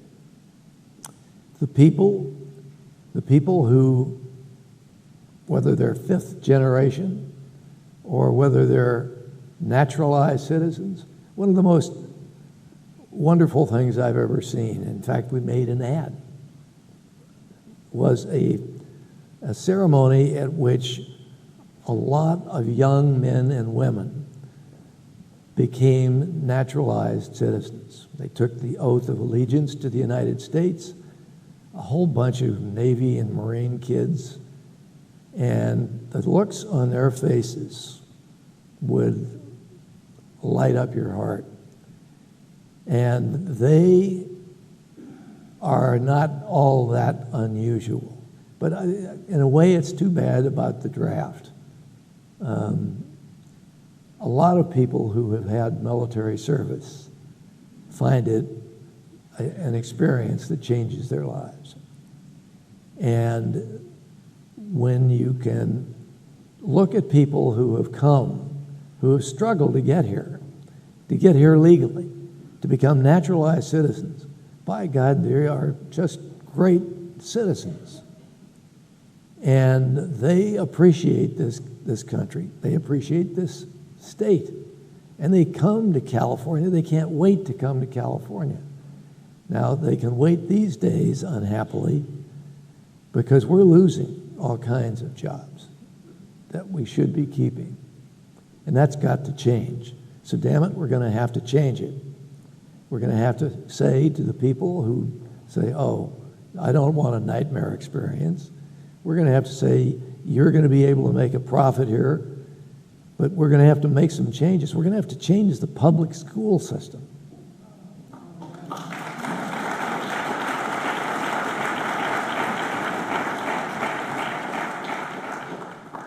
I mean, it used to be, 40 years ago, it was the best public school system in the nation. Today, it's struggling not to be some of the worst, one of the worst. And you've got to have the kind of people who were teaching 40 years ago. The shattering of the glass ceiling was a mixed blessing. When women, and I'm not saying that we should go back, women should be able to go to law school, to maybe a few less at law school, but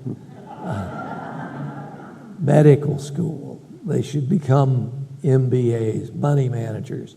Anyway, we have got to do what is necessary to invite people to come and create jobs here. And we did it. In my second term as governor, we had an enormous increase in employment. And we opened offices, 10 offices between Duke and me. We opened 10 offices in foreign countries, and they paid for themselves in the first year. So I want to close, Governor, by asking, Ted Weglin talked about this, your love for the World War II Museum. When you're the former governor of California, you can do anything you want. You've been a great servant to the Nixon Library, a great servant to the Reagan Library, and Julie and Tricia send their thanks, as does every member of the board, and I'm sure every member of the Reagan board. But your soul has obviously been in the World War II Museum, and I'd like to know why. What moves you to do? I think I caught up with you on your way to Iwo Jima once, that you were making a visit or a flyover or something. Why did that become the cause of your retirement, which isn't much of a retirement, given how much you work. Given the history of World War II, it is the classic example that young people should know about. I mean, 440,000 young Americans lost their lives in a war that Winston Churchill described when asked by a reporter, what name would you give this war? He said, the unnecessary war. Well, that's a hell of a thing to hear. But he was right. And we were in a war because we ignored every warning. And we became, so I think we were ranked 18th in the world, right after Romania, on the fringe, on the eve of World War II. And people think that you can neglect your military capability. You do so at your peril, and it's almost guaranteed, if you study history, to produce the kind of tragedy that was the global conflict that we called World War II. And they're estimates, but one of the estimates is that there was the civilian casualties of World War II were somewhere upwards of 80 million people. 80 million people in a war that was unnecessary, but was ignored when every sign should have said to us, this guy is going to plunge us into a conflict that will be tragic. It's a whole lot better to be the superpower and believe in democracy and practice it. But you can believe in it all you want, and as Reagan mentioned, you're only one generation away from democracy is only one generation away from extinction. If you're not strong enough to defend it, you're going to risk losing it. And that, to me, is a lesson that we cannot teach too much too soon, because we've got a hell of a lot of people that don't understand it. We cannot.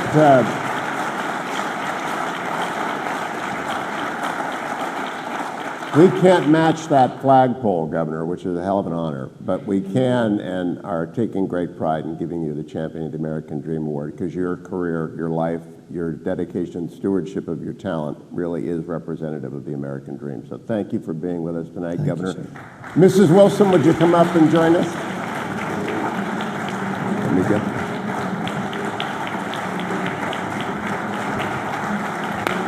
Can we come down here? Oh.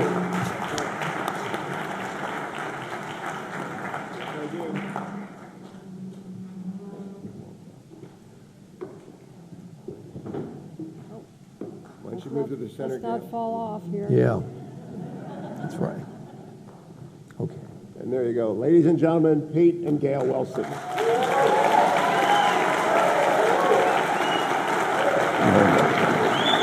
Thank you. That was heavy. Thank you so much.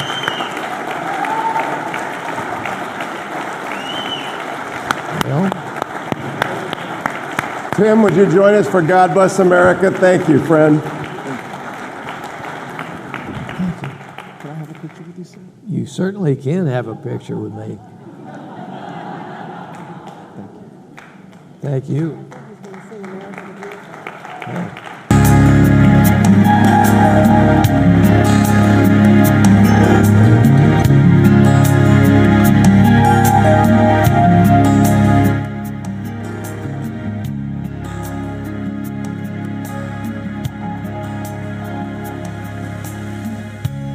God bless America, land that we love. Stand beside her and guide her through the night with a light from above. mountains, to the prairies, to the oceans, white with foam. God bless America, my home, sweet home. God bless America, my home, sweet home.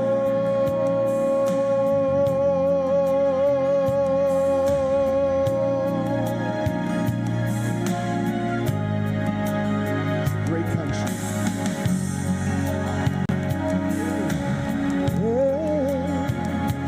Bless America, from the mountains to the prairies, to the oceans, white with foam. God bless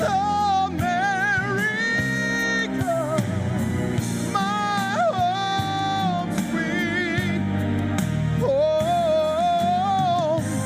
God bless America,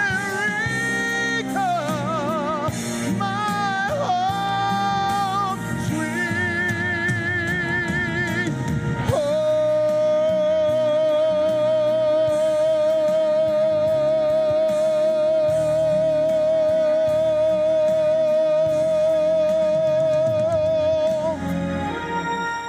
God bless America. Thank you. Thank you. Ladies and gentlemen, have a safe trip home. Good night.